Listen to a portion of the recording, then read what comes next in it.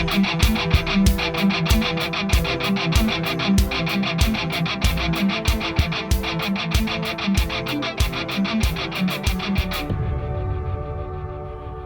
is Dr. Jerome Corsi, and today is Tuesday, it's January 16th, 2024. Thank you for joining us. You can find me now on X at Corsi Jerome 1, CORSIJEROME 1, all small cases, all together.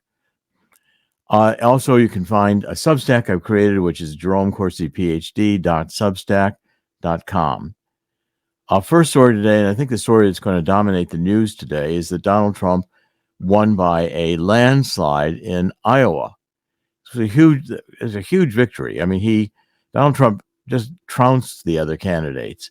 He got 55% in the polls, and it looks like about 55% is what he got in the final counts of all of the caucuses, and way behind was DeSantis and Nikki Haley. Now, the issue here, I think, is that the mainstream media had tried very hard to promote Haley, did everything they could to promote her as the rising new governor from the South, and she was going to sweep the country, and she was rising in the polls. Well, she ended up third. And DeSantis at second is still a very distant second, and Ramaswamy dropped out. So the real story, I think, here is that there's nobody in the election campaign. Really, the only one running for president right now is Donald Trump. Biden isn't doing a thing. Biden has no competition, and he is acting as if he's completely not mentally there. He's walking around doing all kinds of, he has to be guided from place to place. And if you ever knew Joe Biden or saw Joe Biden when he was in his prime, this is an old man stumbling around, and it's getting to be senior abuse, what they're doing with Biden. I'm not sure he's actually cognitively there. He should be forced to take a cognitive test. He's president of the United States. He should be cognitively functioning. This is really insane. I followed what the New York Times did today. By the way, Trump is now headed to New Hampshire. I expect he will win there again. I think this is going to become a one-person race very soon because, again, all these candidates need a lot of money to run. It's not easy to have a presidential campaign. It's expensive. And I don't think these candidates are going to continue to get funding if they aren't doing better in the primaries. They're going to just have to drop out. This is inevitably what happens during the primary season. So what the New York Times reported, and here's the radical new left narrative that's aimed at destroying Trump. They just hate Trump. The left is so afraid of Trump. They know they're vulnerable. The radical neo-Marxist left knows that it's vulnerable. They know the country's rejecting this DEI and this ESG and the ABCs and the LGBTs and all the other alphabets they can create. So the New York Times writes, Donald Trump's decisive victory in Iowa revealed the new depth to the reservoir of devotion inside his party. For 8 years, he has nurtured a relationship with his supporters with little precedent in politics. He validates them, he entertains them, he speaks to them, he uses them for his political and legal advantage. Okay, so they're saying he's manipulating people. This is like a Houdini spell that he's cast on everybody. The Democrats cannot accept the country has rejected their neo-Marxist agenda. Okay, so what they're trying to say in the New York Times is this is a cult of personality. Okay, and it unleashes some of the, this is unleashing negative forces. That's how the New York Times wants to portray it.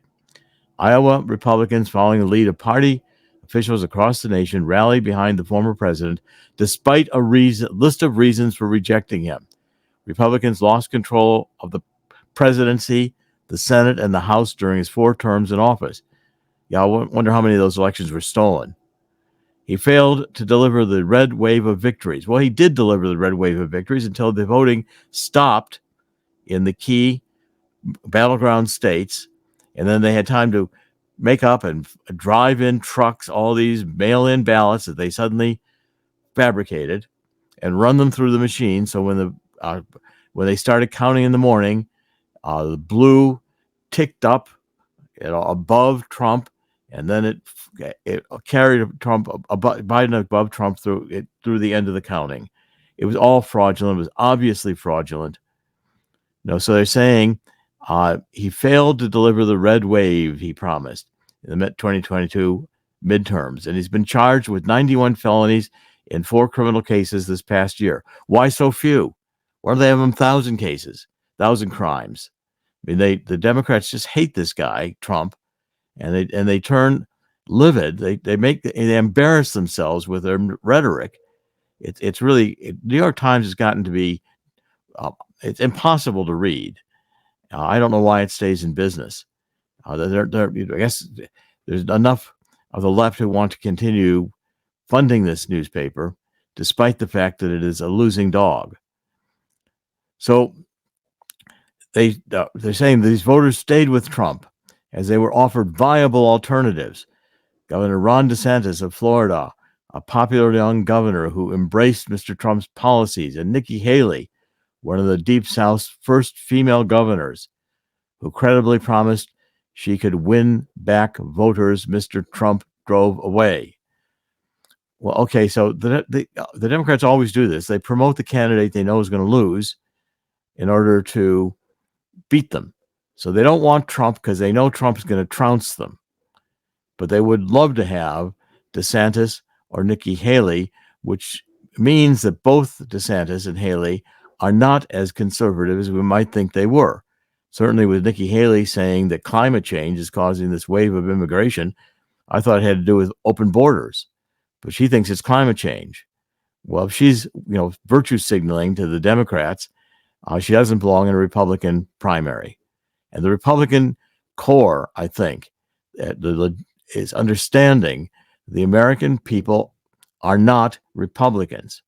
American people are much more MAGA, much more Make America Great Again. There's too many in Congress who are already compromised, including Mitch McConnell, whose wife, Elaine Chao, former Secretary of Transportation, she is Chinese and her family's very wealthy in China. That family wouldn't be alive if Mitch McConnell didn't do what China wanted. And this is one of the reasons we've got a broken House and a broken Senate. And every time we get a new leader, like this Johnson leader who replaced Kevin McCarthy, and really immediately rolled over and gave the Democrats all the spending they wanted. This is why the Republican Party is not what Americans are voting for. Americans are voting for Donald Trump. Donald Trump just happens to be running in the Republican Party, but he's not truly a Republican. Okay, so what they say is the New York Times, although Mr. Trump's win was resounding, the Iowa results suggest the party remains deeply divided over his return to power. Roughly half of Iowa's Republicans voted for one of Mr. Trump's rivals, including 20% who backed Mr. DeSantis, who finished second, with Ms. Haley close behind. Okay, well, wait. Half of the voters voted for a rival. This is a landslide. It's not a deeply divided party. Usually a primary is won by a very slim majority, very, very slim. And that's usually the case with the Iowa caucuses. It's not typically a runaway. In fact, Iowa caucuses are known for an underdog doing much better or winning and suddenly propelling their candidacy into a serious candidacy for presidency. That didn't happen this time. Instead, Trump took half the votes. That's unheard of, but not yet acknowledged by the New York Times. I continue to say the only reason to buy the New York Times is if you've got a pet and you need to pick up certain droppings. That's about it. Chris, what do you think? Keep in mind that Donald Trump's run is not far off from being an incumbent. Okay, so the mentality is he was the guy who was president before. The voters in that party, or at least who are taking part in the caucuses and primaries, believe he did a good job, believe Donald Trump did a good job as president between 2017 and 2021. Those are factors in all of this. So it's almost like Trump is running as an incumbent once again. Yeah, it's Second, almost. I agree with that. I mean, most people believe he won. I mean, and again, the mainstream media suppresses this, but certainly his own supporters are convinced he won. I'm convinced he won. I mean, I just watched those results and how they manipulated it. This is a classic Democratic pattern. Stop the vote counting till you've got enough votes produced that you. And the Democrats have said this; they were going to do this. The oh, Democrats have been at this for decades. well, look, they also fortified the election and bragged about it in 2020. Remember that? It's still in Time magazine. It's easy to find and easy to read. This is the truth. Let's go back to what you were saying about the Podesta strategy. Prop up or have the media prop up the weakest candidate or candidates and make sure they go against the chosen Democrat. This was the strategy in 2012 when was it 2012 or 2016 they tried to shove Jeb Bush in front of us. I think they did that twice, right? Well, Jeb Bush, the last time I remember was, I think, 2012 when I attended an event where he was speaking and George H.W. Bush was yet alive. So I think that was 2012. In 2016, the weak candidate was Trump. Well, Trump, in 2016, Trump was a surprise candidate. No one thought he was going to get any traction. I remember attending in New York one of his announcements where they tried gimmicks of saying, "Will you support the Republican candidate for president if it's not you?" And he had to sign an affirmation that he would do that. And try this one on. The reason why I was not going to back Donald Trump during the primary back in 2016 was not because of policy and the fact and whether or not I thought he could get the job done. It was that in 2012, when he was a front runner, he dropped out of the race. That was an issue with me at the time. Well, it's kind of gotten to be ancient history now. Right. But that's something that has to be put in play. So you're sitting here, the Democrats are trying to, again, in 2016, probably with that same mentality, push forward the weakest candidate. 2024, they're trying to do the same thing here. They're having the media shove Nikki Haley down everybody's throats. Yeah, they are, and I think Donald Trump there's no way he's going to drop out. I mean, he knows he can run for president even if they put him in jail. And I think these prosecutions that are going forward, we now have this Fani Willis compromised in a love affair with her special prosecutor, who she's funded $650,000 to and taking elaborate trips. I think it's actually his first prosecutorial job, or he has very little experience as a prosecutor. That scandal is likely to blow up for the Democrats in Georgia. Oh, they're trying to suppress it nationwide, but yes, this is happening. It's happening. And you've got also, in New York, Trump got loans on his buildings and he had to declare a value for the buildings, but the loans were all paid off. Banks made handsomely on the interest and principal. Banks made a profit. According to Donald Trump, the properties were not overvalued, and Deutsche Bank actually, a representative from an executive, from Deutsche Bank, testified to the fact, or at least to the thought that Donald Trump did not overinflate any of his properties. Well, that most banks do their own due diligence on this type of thing. So if you say it's worth X, Y, Z, you're going to have something that proves it's worth that amount. And I'm sure Donald Trump's lawyers and his advisors made sure that the amounts the properties were stated in terms of their value was reasonable. Obviously, it was reasonable to the banks because they funded the loans. And obviously it worked. I'm sure those buildings are worth more today. And now the left is spreading a rumor here in America that Donald Trump will use the military to push his agenda and force his enemies into compliance. Well, isn't that what the current administration is doing with the Department of Justice? Well, again, the Democrats like to accuse the Republicans of what they're doing. Okay, they're the ones who want the authoritarianism. They're trying to argue that Donald Trump is authoritarian. But great projectors. Yeah, they are. The fundamental reality is that the country is suffering economically. We're going to cover that in a minute. I don't care about all the hype and Bidenomics. We've had hype on everything. Hype on climate change. It was a lie. Hype on Russian collusion. It was a lie. Hype on that Ukraine is going to win. It was a lie.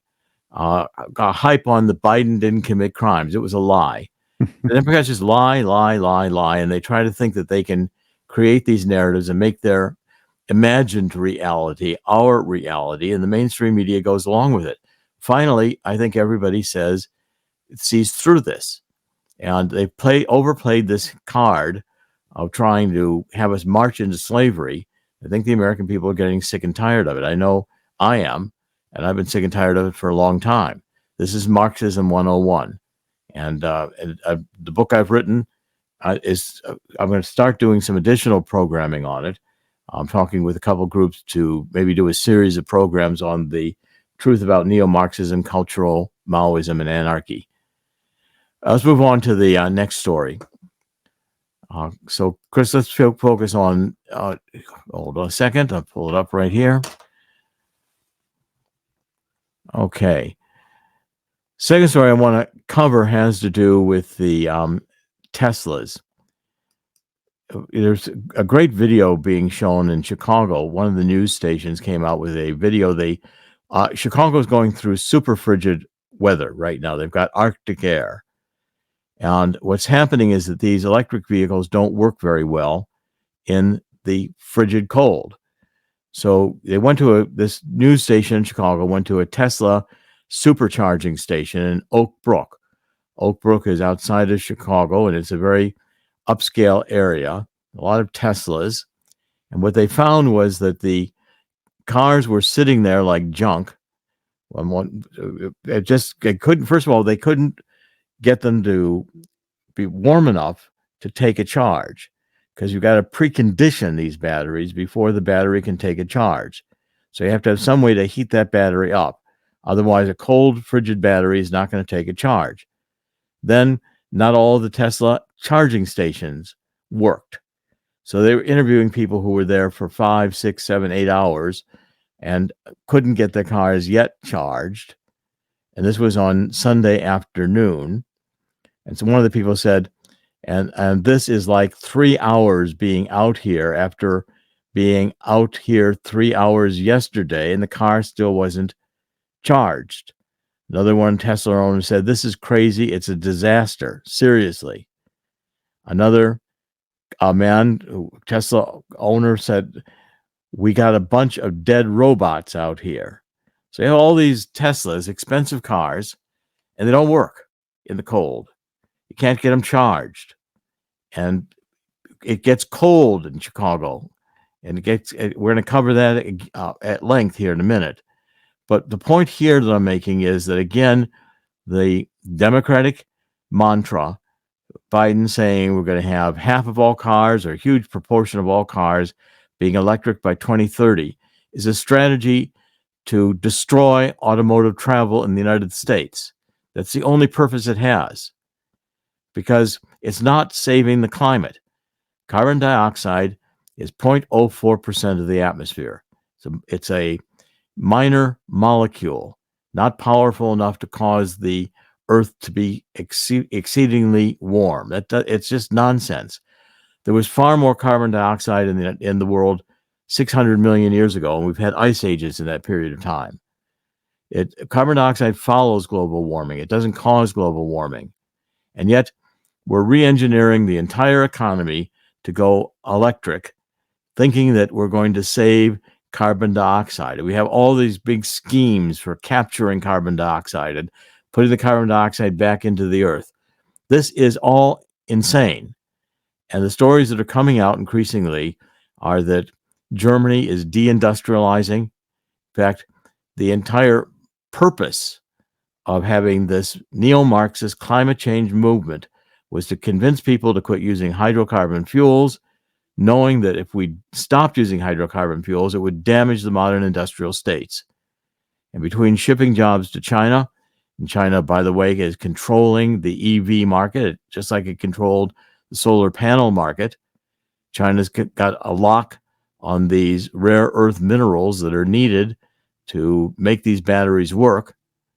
But what does the World Economic Forum crowd in Davos say? They say climate change is one of our greatest dangers into 2024 and going forward. We're not doing enough to get climate change stopped because we have to stop using hydrocarbon fuels, blah, blah, blah, blah, blah. It's nonsense. And when you look at who is preaching this, and how many of these people who are at Davos flew in their private jets. Oh, by the way, speaking about private jets, I saw John Kerry said he was going to resign his position as roving envoy in charge of climate change. He's now going to work on the Biden campaign. Well, that would be really bad news for Biden. Kerry didn't do so well himself in 2004. And with Unfit for Command, which I co-authored with John O'Neill, Kerry gave us the chance to campaign on his Vietnam record of 3 fraudulent Purple Hearts. Everything about this guy is a fraud, and he's a neo-Marxist too. Again, he hates America. I think the American people are getting tired of the hate America Democrats. And what we've seen when they do with what they've done with universities, and this massive outpouring of support of the universities for Hamas. So Hamas, like Antifa, is now in the streets, increasingly violent, blocking highways. They blocked the Lincoln Tunnel in New York, I believe, last week. Americans are getting tired of this disruption. The Democrats are nothing but disorder and destruction. Antifa, Black Lives Matter, Hamas, and all the money in the world that comes into the Democrats for these campaigns. The Department of Justice does nothing to make Hillary Clinton and her foundation follow the rules of a legitimate charity. This is disgraceful. I think the American people are getting sick and tired of it. I want to do one more story here, and I'll give Chris a chance to get into the conversation. But the other story is this global warming story. So we've been told all year long that 2023 was the hottest year ever on Earth, and story after story after story. The World Economic Forum in Davos is also this week touting all these stories. So wild weather ahead. Here's what comes next after the hottest year on record. Okay, that was a story run by CNET. Zero Hedge today is citing a bunch of stories. Washington Post, where the world warmed most in years hottest in Earth's hottest year. So where were the hot spots? Axios, Earth's hottest year on record, quote, astonishing scientists around the world. Scientific American, 2023 was the hottest year on record by a long shot. It's all nonsense. 1930s were hotter. And so what's the case now? We don't hear anything about it when 142 million Americans are under chill temperatures. 100 million are under winter alerts, which are going to start next week. So right here in New Jersey, we've very cold. We've had a snowstorm. It's our second snowstorm. The pattern of temperature in the United States is largely affected by the El Nino warm currents coming up in the Pacific Ocean. And it has in general made this winter in 2023, 2024, fairly mild in New York, New Jersey. But it has been extremely cold in St. Louis, in Wichita, Nashville, even down to Dallas. Minneapolis is very cold. Chicago is very cold. So you've got a combination of the Arctic air coming down, these El Nino wind patterns, which drive the cold in the United States down to southern latitudes like Dallas, Nashville, which do not usually have this frigid a winter. Now, we're not hearing stories about the coldest winter ever. No, we've had ice ages or the warmest year in record. Well, the Democrats don't really understand geologic time. The Earth, 4.6 billion years old in geologic time, have 80% of that time was uninhabitable because the Earth was largely molten and filled with noxious gases. Nothing lived on the surface of the Earth. So to say that this is the hottest year ever on Earth is just insanity. It reflects a lack of science, a lack of understanding. But this is critical to understanding this neo-Marxist left. They're postmodernists. They're not talking about facts. They don't want to hear facts. They don't want to teach people how to perceive facts, because facts are whatever they want to think they are. In other words, just like John Lennon, imagine a world with no God. Well, then we wouldn't have religious wars. That's what they'd like you to think. Imagine a world without boundaries. There'd be no nations. We couldn't have war. That's what they'd like you to think. It's all fantasy land. No communist system has ever produced a utopia. What these communist movements produce is the economic catastrophes we're seeing in the United States right now today. I'm going to cover that in a minute. Chris? Yeah, don't forget genocide, too. Communist governments are famous for genocide.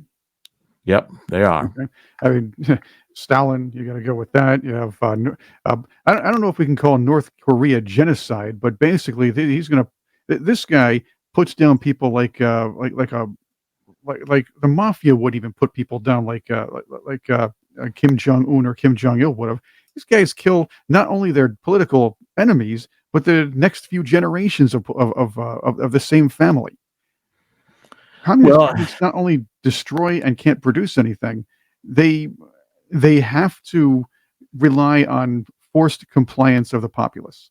But they are determined to build big governments, big bureaucracies. Obama dramatically expanded the size of the federal bureaucracy. Right. And he packed it with these Georgetown neo-Marxists and their DEI agendas, diversity, equity, and inclusion, which hires people based on their race and how many intersectional discriminations that they have. In other words, if you're a woman, that's 1 point.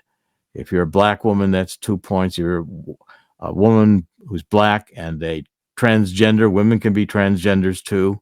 And now if you have mental points. issues, don't forget about that. Oh, yes. Well, then you can get hired as a FAA, Federal Aviation Administration air traffic controller. Usually you can get on the Biden cabinet that way too, but that's a different story. Yeah, that's about the same. Yeah, that's the majority. So it's not like, I mean, you have to be, a walking, talking duck to get into the, maybe that we should, how about trans species? Well, how about this? If we're talking about real diversity, let's insert some competent people into that cabinet, into the administration. Okay? Because they're lacking points in that department. See, competence is the only part of diversity they don't want. Right. Okay, so they don't want competency because that's white supremacy. They say that's associated with white supremacy. That's their slogan. There's been any number. I can't think of a single field of endeavor in which blacks have not surpassed others. I mean, any field, science, theater, education. I mean, there are numerous blacks around the world who have exceeded. These are not characteristics that are race dominant. But the point is, the DEI is a race dominant criteria as to who gets admitted or to a job, who gets admitted to a school, who gets hired. And DEI excludes competence. So if you get air traffic controllers who can't pass the flight exam, or pilots who can't pass the flight exams, we're going to have airplanes crashing. We're going to have more mid-air collisions. We've had a lot of near misses because competence makes a difference. The doors blow off the airplane, and I've seen videos of that film where all the women are marching and they're all in their pink outfits about how DEI they are. Oh yeah, they march in unison and chant in unison, telling everybody else they're in a cult. Are those people? Right. I mean, that's the cults.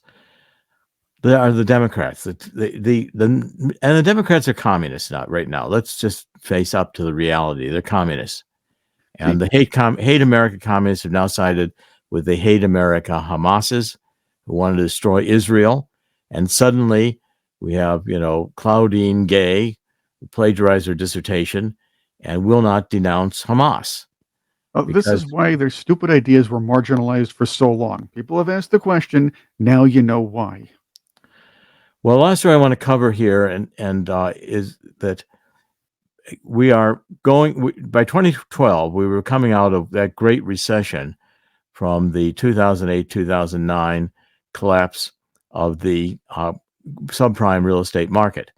And U.S. consumers at that time had a lot of credit card debt, but nothing like now. Consumer borrowing spiked by $23.75 billion in November, more than doubling economists' expectation for a $9 billion increase.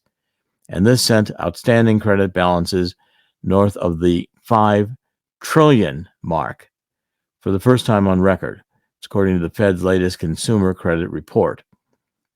Now, what this means is the monthly increase during the critical holiday shopping month was driven higher by higher rates of revolving credit, which is most credit cards, which soared to nearly $19.5 billion, the third highest increase on records that go back to 1943. And the credit interest rate you're paying, the average credit card rate is now more than 20%, an all-time high, after rising at the steepest annual pace ever in step with the Federal Reserve's interest rate hike. Now, this is a building disaster because you can live on the credit cards for so long, and then eventually your credit dries up and you've got interest payments on outstanding credit card debt that you can no longer service. So we are having a massive impact on the middle class under a regime that is expounding these neo-Marxist principles that are designed at depopulation. And with this World Economic Forum going on right now in Davos, they are celebrating Harari, one of their great whiz kids, who thinks the world would be better off if we depopulated billions of people. So a world of 8 billion is too many people for him. And he says most people under artificial intelligence and robotics, etc., will be useless. Well, again, at their core, these people are godless, so they don't value human life. And again, all of these things, I think now the American people are seeing clearly and are giving a choice. Do you want to live under this regime? What are they asking us to do? Eat bugs?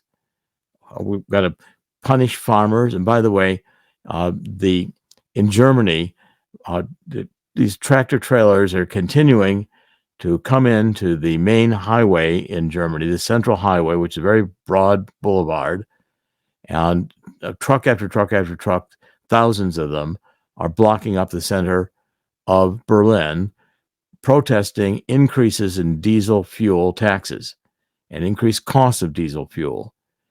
Other countries are banning farmers or wanting to close down farmers. So this agenda, this DEI, is there's no anti-food, anti-people, anti-energy. I mean, these are causes you have to lie about in order to try to get somebody to buy them. And when you look at the underlying arguments for something like climate change, you realize that the argument is just silly, and it is with fake data. But of course, the Democrats don't mind faking data. They do it in elections all the time. So suddenly, when one of these vote stoppages, here come all the votes.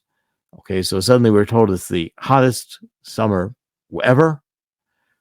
Lies, lies, lies, lies. We're going to have a crash.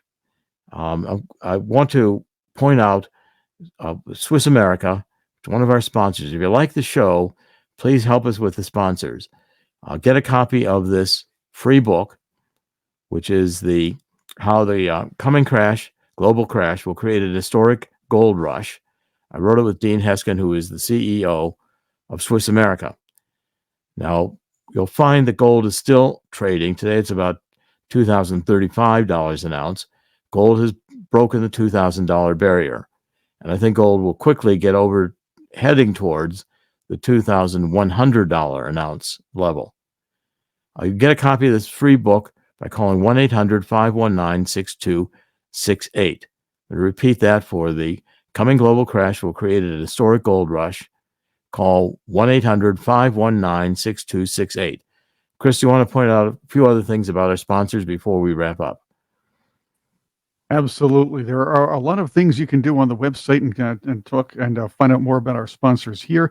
we appreciate you helping us out, helping our sponsors out, because they really help us. And the more you work with them, the more we can do for you. We're looking at expanding the Truth Central, the website, and we're working on a lot of new videos and some ideas. So supporting our sponsors is basically a way to say, hey, thanks for allowing us to get this information out to you. And if you really like our work, please support them.